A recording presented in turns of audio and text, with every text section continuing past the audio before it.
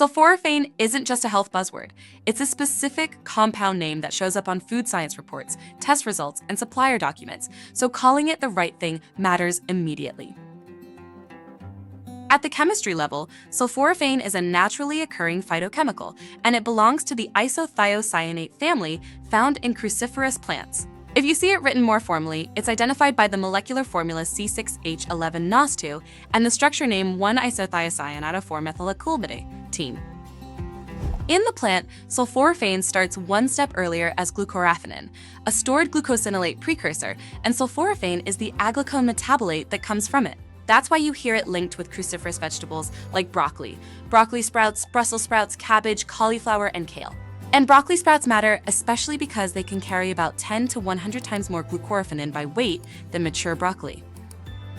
When the plant tissue is cut, chewed, or otherwise damaged, myrosinase meets glucoraphanin and converts it into sulforaphane. Before that conversion happens, unprocessed cruciferous vegetables usually aren't holding large amounts of ready-made sulforaphane. Most of it is still sitting there in precursor form, mainly as glucoraphanin.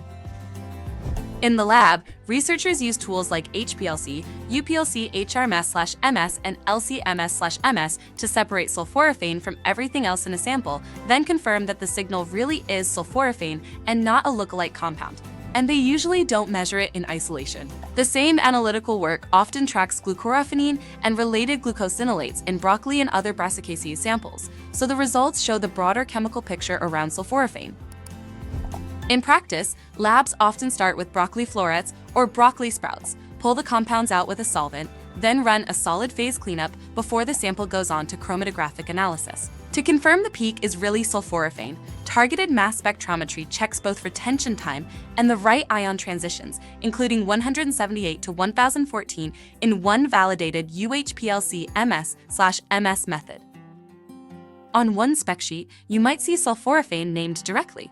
On another, the material is described by glucoraphanin, its precursor. And in broccoli sprout ingredients, you may also see sulforaphane glucosinolate used to point to that same precursor family.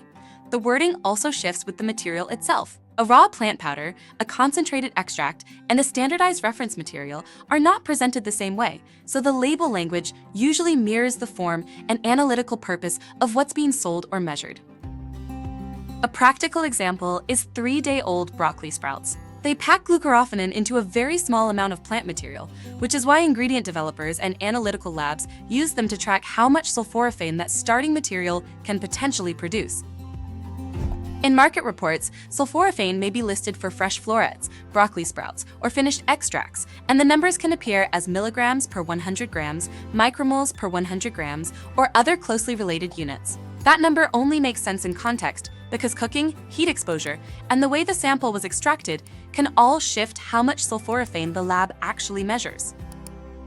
So when sulforaphane comes up in an ingredient conversation, the cleanest way to describe it is this: it's a naturally occurring cruciferous plant compound formed from glucoraphanin. And that brings us back to where we started. This isn't just a buzzword, it's a specific food science identity that labs can detect, verify, and name with precision.